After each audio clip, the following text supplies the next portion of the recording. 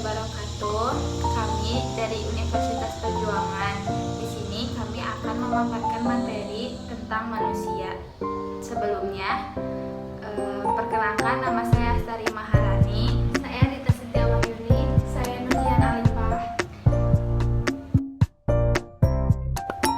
Materi yang pertama, proses penciptaan manusia. Proses penciptaan manusia menurut Islam. Katakanlah Dia yang menciptakan kalian dan menjadikan pendengaran, penglihatan, dan hati nurani bagi kalian. Tetapi sedikit sekali kalian bersyukur. Quran Surat Al-Mulk ayat 23. Ayat di atas adalah mengenai bagaimana hakikat penciptaan manusia. Allah menciptakan dan memberikannya anugerah fisik dan hati nurani. Tahap penciptaan manusia. Tahap penciptaan manusia dibagi menjadi dua. Satu, tahap primordial yang terdapat dalam Quran Surat Al-An'am ayat 2. Dialah yang menciptakan kamu dari tanah, sesudah itu ditentukan ajal kematianmu. Dan ada lagi suatu ajal yang ada pada sisinya yang Dia sendiri mengetahuinya. Kemudian kamu masih ragu-ragu tentang berbangkit itu. Yang kedua, tahap biologi. Proses tersebut adalah sebagai berikut.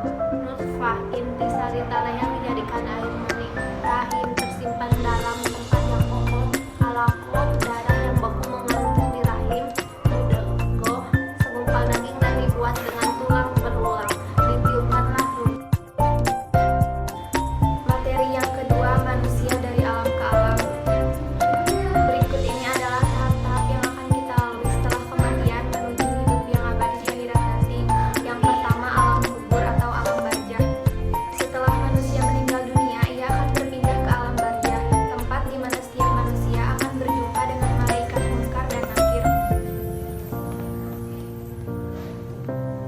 Yang kedua, hari kebangkitan. Hari kebangkitan ditandai dengan tiupan sangkakala oleh malaikat Israfil. Yang ketiga, padang mahsyar. Padang mahsyar adalah tempat datar yang sangat luas di mana matahari hanya berjarak 1 jengkal dari kepala manusia. Yang keempat, yaumul mizan atau hari pertimbangan amal baik dan amal buruk. Setelah di padang mahsyar tadi, amal manusia mulai ditimbang mana yang baik dan mana yang buruk. Yang keempat, yaumul hisab atau perhitungan amal. Amal perbuatan yang kita lakukan selama di dunia kemudian akan dihitung pada saat yaumul hisab. Yang keenam, jembatan Shiratal Mustaqim. Setelah amal dihitung, manusia akan berjalan melewati jembatan Shiratal Mustaqim. Yang ketujuh, surga. Surga adalah sebaik-baiknya tempat kembali. Yang kedelapan, neraka. Tempat terakhir ini atau neraka adalah tempat penuh penderitaan sebagai balasan bagi orang-orang yang selalu berbuat keburukan. Allah berfirman, tiap-tiap pintu telah ditetapkan untuk golongan yang tertentu bagi mereka.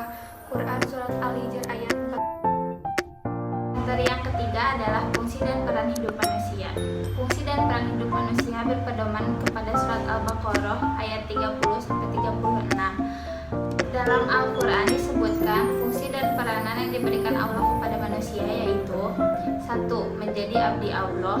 2. Menjadi saksi Allah. 3. Dan ingatlah keturunan anak-anak Adam dari surga mereka, dan Allah mengambil kesaksian terhadap jiwa mereka seraya berfirman, bukankah aku ini Tuhanmu? Mereka menjawab, betul, engkau Tuhan kami. Kami menjadi saksi. Kami lakukan yang demikian itu agar di hari kiamat kamu tidak mengatakan, sesungguhnya kami Bani Adam adalah orang-orang yang lemah terhadap ini keesaan Tuhan. 4. Manusia sebagai khalifah. Sebagai makhluk Allah, manusia mendapat amanat yang harus dipertanggungjawabkan di hadapannya. Agar manusia bisa menjalankan kekhalifahannya dengan baik, Allah telah mengajarkan kepadanya kebenaran dalam segala penciptaannya. Sekian materi yang dapat kami sampaikan. Mohon maaf apabila banyak kesalahan. Terima kasih. Wassalamualaikum warahmatullahi wabarakatuh.